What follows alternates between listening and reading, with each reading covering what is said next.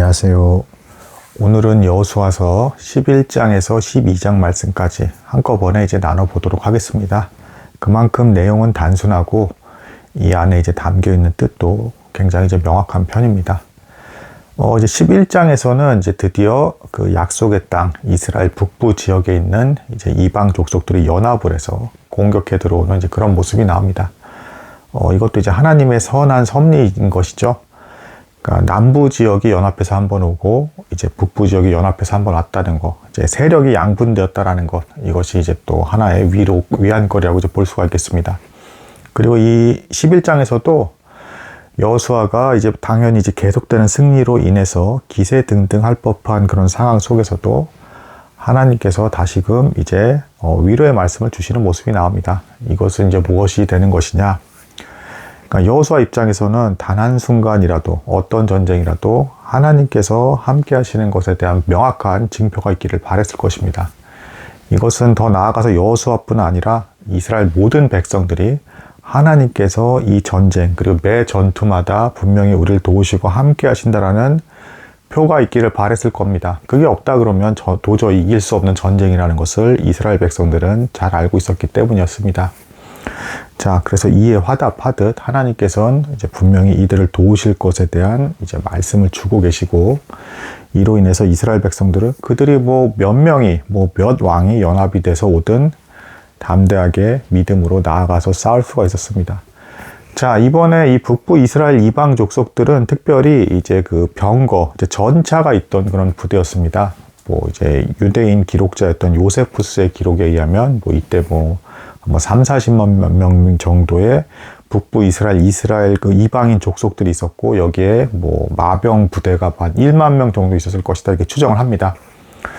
자, 이때도 하나님께서 절묘하게 섭리하에서 승리를 주십니다. 물론 해와 달이 멈춘다든가 이제 우박이 떨어진다 이런 특별한 기적이 나타나진 않지만, 이스라엘 백성들과 여호수아 이 부대가 본진에 있는 길갈로 돌아갔을 때 이 북부에 있던 적들은 이제 이스라엘 백성들이 물러가나 보다 하고 이제 방심하고 있을 때 갑자기 여전히 여호수아와 이스라엘 백성들은 하나님께서 명하신 약속의 땅을 차지하고자 순종하고 싸우려는 마음이 있었기 때문에 곧바로 다시금 이제 싸움에 임하게 되고, 이것이 그들에게 기습이 되게 돼서 순식간에 이들의 부대는 훨씬 거대하고 마병 전차까지 있었음에도 불구하고 이제 무너지게 되는 이런 모습을 보여주게 됩니다.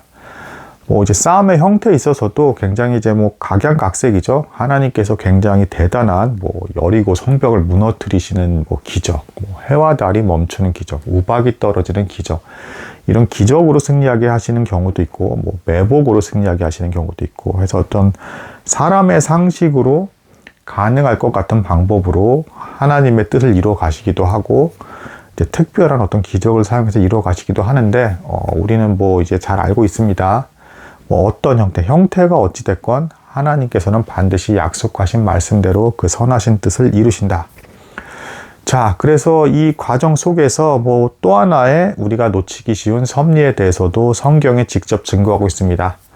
여호수아와 이스라엘 백성만 주목할 것이 아니라 이방 족속들 입장에서도 사실은 이들의 행동은 되게 기이합니다.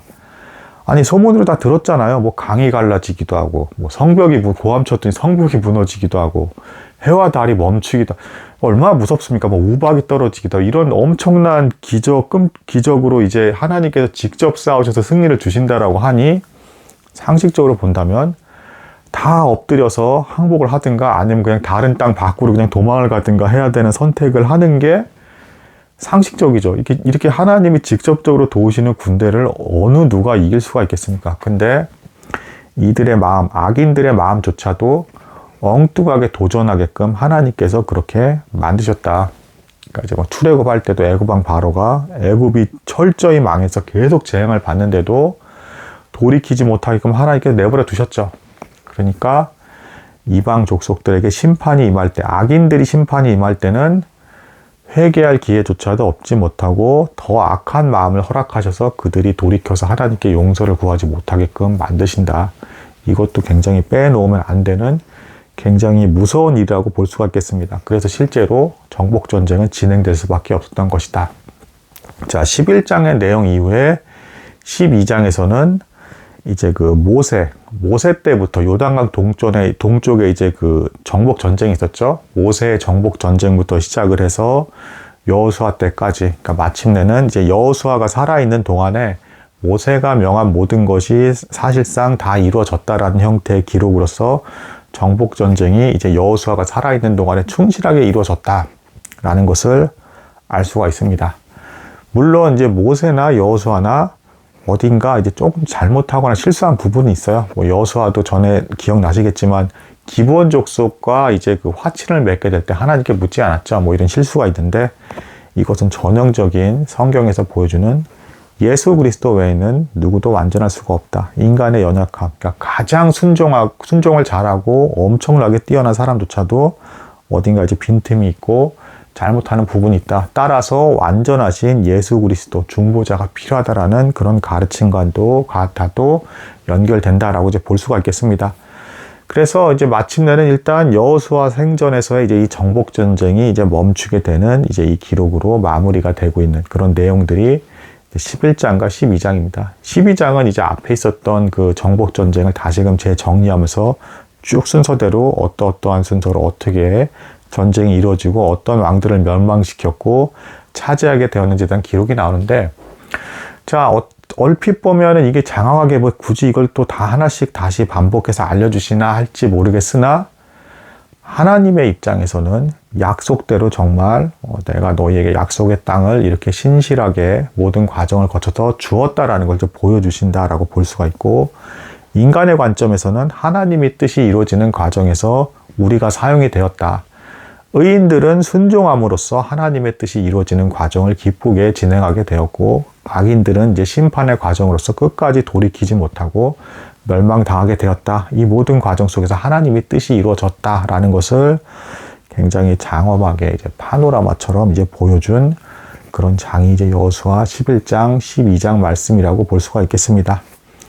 자, 이 과정에서 뭐 이제 간략하게 말씀드리면 뭐 이런 결론도 도출할 수 있을 것 같습니다.